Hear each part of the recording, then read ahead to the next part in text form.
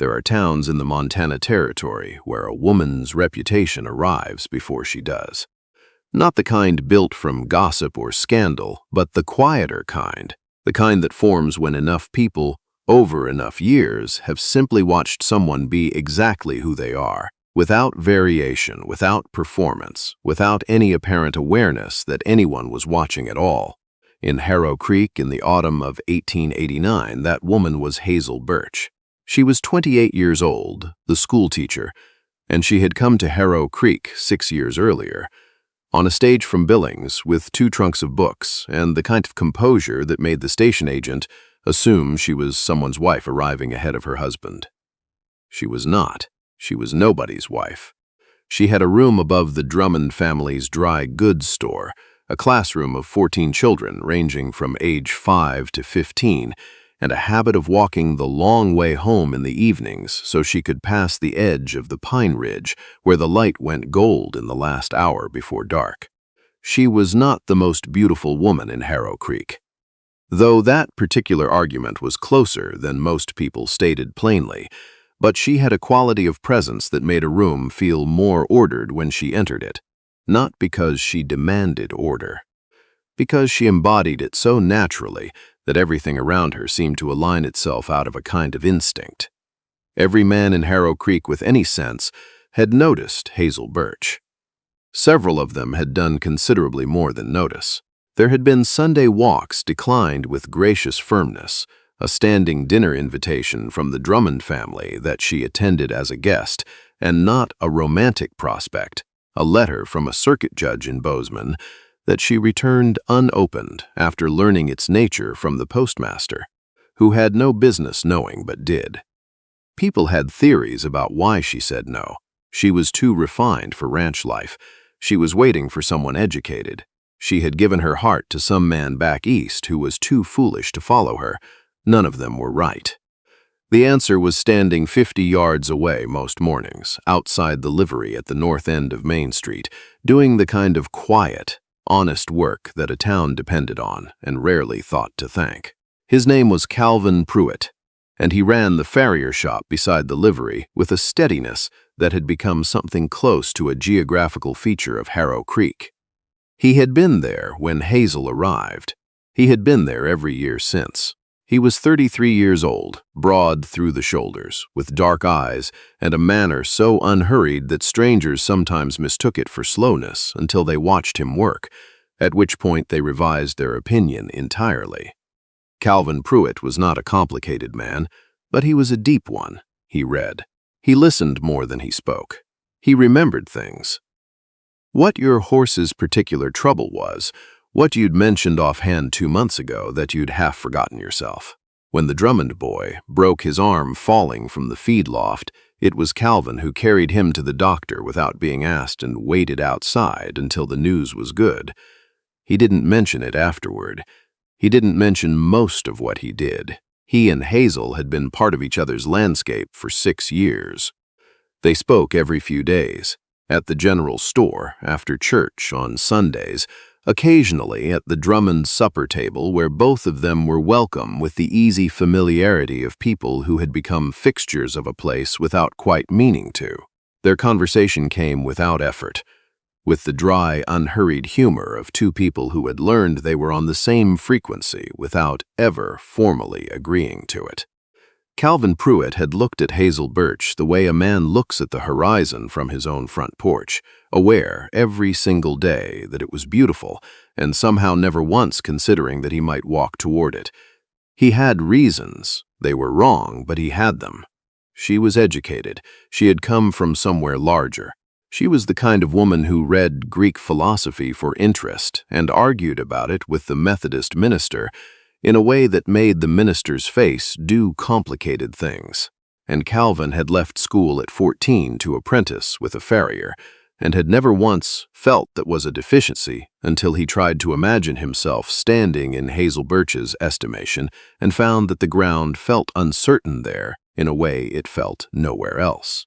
So he did what a man does when he is afraid of the thing he wants most. He stayed put.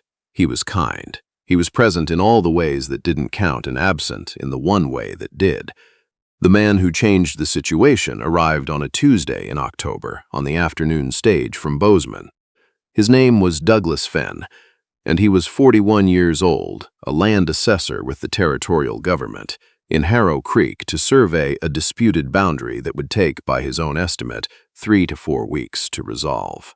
He had iron-gray hair, a well-fitted coat, and the practiced, easy manner of a man accustomed to entering rooms where he knew no one and leaving them better connected.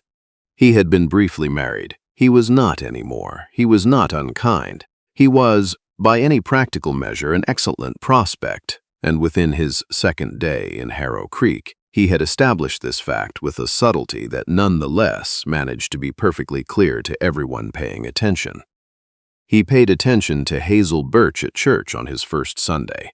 He introduced himself outside afterward, and he did it well, warmly, without presumption, with a genuine interest in the school and what she was teaching and how she had come to Harrow Creek. And Hazel, who had excellent manners and no inclination to be rude to a perfectly agreeable stranger, talked with him for 15 minutes in the autumn sun, while the rest of the congregation drifted home.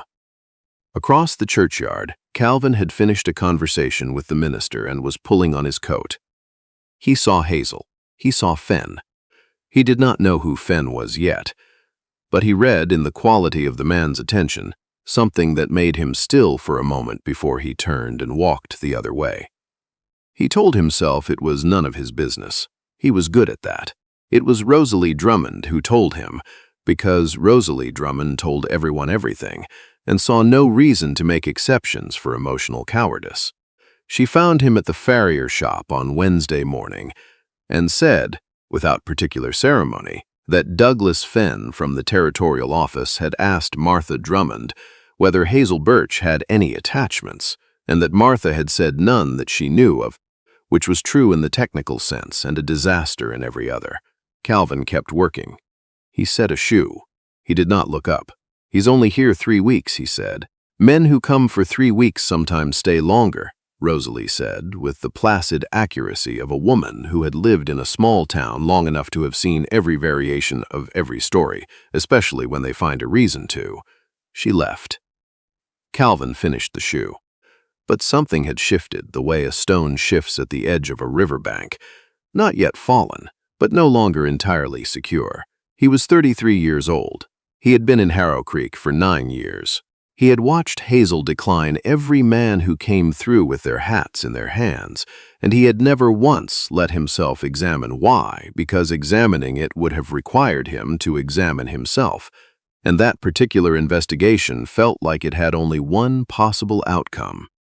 That evening, walking home past the schoolhouse, he could see lamplight in the window, and Hazel's silhouette at the desk, grading papers the way she did most evenings, and he stood on the road for a moment longer than was warranted before continuing on. He was 40 feet past the gate when she spoke. Calvin. She was at the doorway. She must have seen him through the window. "Evening, Hazel. Do you have a minute?" He did. He came through the gate, and she held the door, and he came into the schoolhouse, which smelled of chalk and pine and the particular warmth of a wood stove well tended.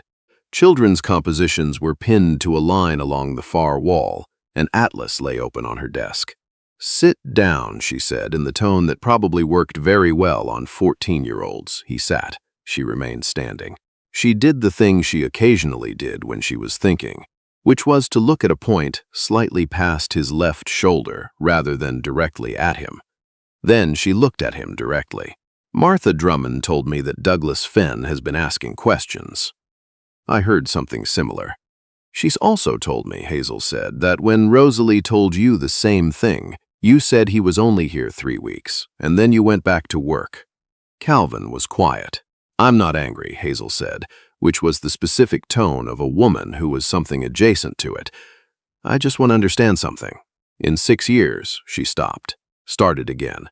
"I have been as clear as I know how to be without saying the thing plainly, because I believed, and perhaps incorrectly, that you were a man who could read a room. But apparently," she gestured at the air with a composure that was only barely composure, "apparently I was wrong about that." Calvin looked at her.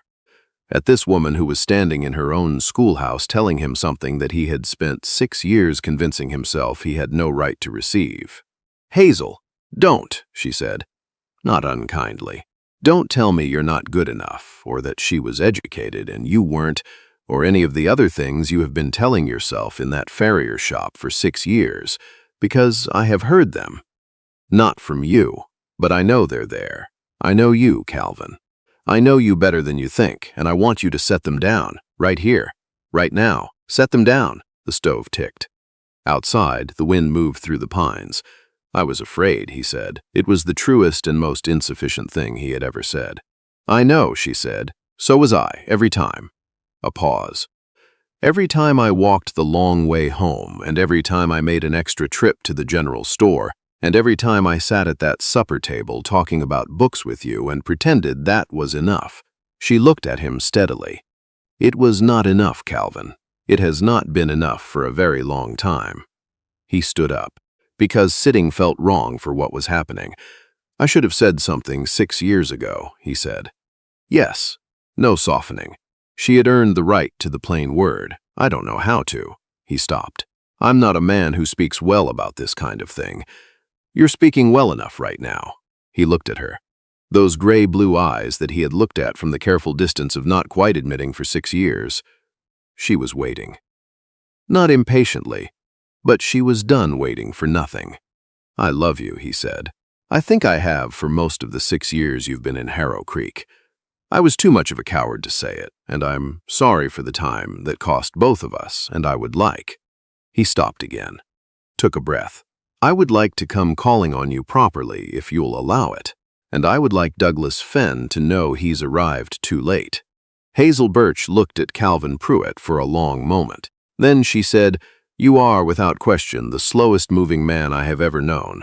I'm aware of that, and the most stubborn, also accurate. And," she said, and her voice shifted into something quieter, "the only one I ever wanted to say yes to." She held his gaze for one moment, clear, steady. Certain, then said, "So, yes, come calling, tomorrow, and bring something, because showing up empty-handed is not the impression you want to make twice." "I'll bring," he thought about it. "I don't know what I'll bring. I'll think of something honest." She almost smiled. "That's all I've ever asked of you." He walked home in the October dark, feeling like a man who had just been pulled back from a very long fall that he had been walking toward without noticing. The mountains were black shapes against a sky full of stars. The pines smelled cold and clean, and Calvin Pruett, who had spent 6 years telling himself the horizon was just scenery, understood for the first time what it felt like to take a step toward it. He told no one. He didn't need to. Harrow Creek was the kind of town that knew. The following morning, he arrived at the schoolhouse before the children did, with a jar of late-season wildflowers he had found along the creek bank, more effort than they appeared, given that it was October in Montana, and he had walked a considerable distance in the cold before finding them. He left them on the step with nothing written because there was nothing that needed writing. She would know. She did.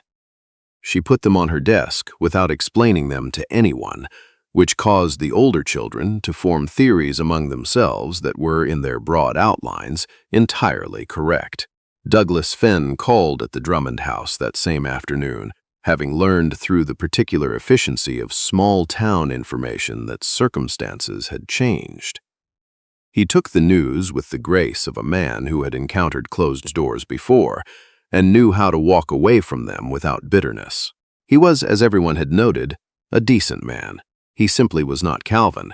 He finished his survey, extended his stay by 4 days for reasons unrelated to Hazel Birch, and departed on the Thursday stage to Bozeman without incident. Hazel did not feel guilty. She had never given him reason to expect otherwise, and she knew it.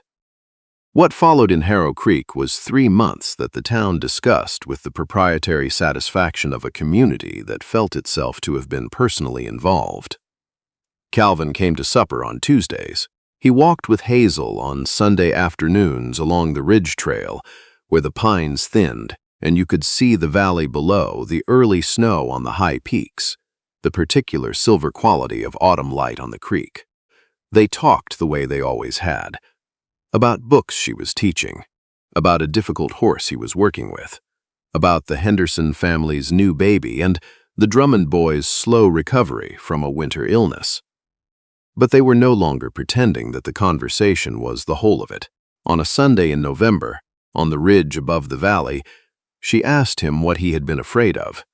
She asked it plainly, the way she asked most things, because she was a woman who believed that understanding something required actually examining it. He thought about it for a long time before answering. The valley was laid out below them, gray-blue in the late light, the creek catching the last of the sun. "I thought," he said finally, "that a woman like you would need someone who could meet you where you were, in the reading and the thinking and all of it. And I left school at 14, and I knew what I was, and I was afraid that what I wasn't." He stopped. "Wasn't level with you." Hazel was quiet for a moment. "Do you know what I thought when I first came to Harrow Creek?" she said. "I thought I would be lonely here. I thought I would find people who were capable and practical and good, but I thought I would be alone in a particular way. The way you're alone when nobody around you thinks about the same things you do." A pause. "I was wrong. I knew it within the first 6 months. Because of you." She looked at him. "You read more than anyone I know. You think carefully about everything. You are more genuinely curious about the world than most of the educated men I sat next to in my father's parlor growing up." Her voice was level. "I was never looking down at you, Calvin. I was looking across. I needed you to look back." He was quiet for a long time. "I wasted a lot of years," he said. "Yes," she said. "Don't waste any more." He asked her to marry him on the first Saturday of December, outside the schoolhouse, at dusk, after helping her carry 3 boxes of new books delivered from Billings. He had not planned the moment particularly. He had planned the question for 2 weeks, and had a ring his grandmother had left him, a thin gold band with a small sapphire that he had carried in his breast pocket until the weight of it became a kind of constant reminder. But the moment came sideways, as the right moments often do, in the middle of something ordinary, setting down a box of books, turning to find her right there in the blue winter dusk, and so he said it then. "Hazel, I would like to marry you. I'm asking plainly because I think you deserve plain, and because I have been unclear with you for long enough that the least I can offer now is honesty with nothing hidden in it." He looked at her. "I will spend the rest of my life making up for the years I wasted, if you'll let me. I know that's a slower start than you deserved, but I will be steady. I will show up. I will not look past you again." Hazel Birch looked at the man standing in front of her with a box of books at his feet and her grandmother's sapphire in his hand, and she felt something release in her chest that she had been holding for a very long time. "Calvin Pruett," she said, "that is the least poetic proposal I have ever heard, I know, and the most honest. I was aiming for honest." She held out her hand. He put the ring on it. It fit. "Yes," she said. "Obviously yes. It has always been yes." They were married in January in the Harrow Creek church, which was full to the last pew.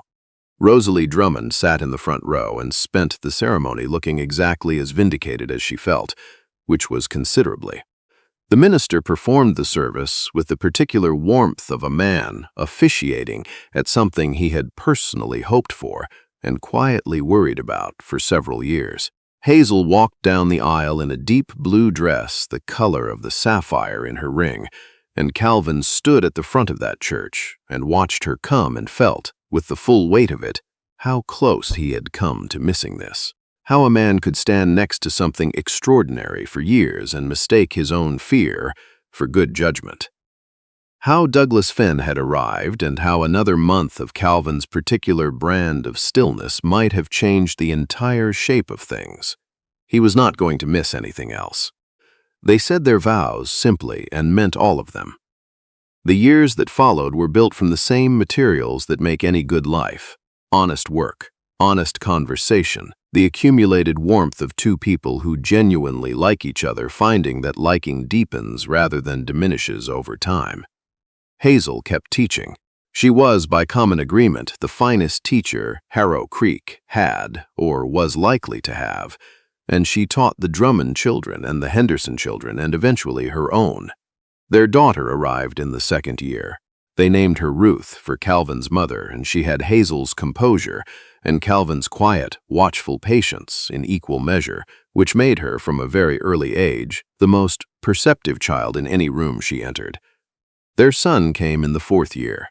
They named him James, and he was loud and curious and enthusiastic about everything, which balanced the household considerably and caused Calvin, on multiple occasions, to look at Hazel with the specific expression of a man reassessing certain assumptions about genetics.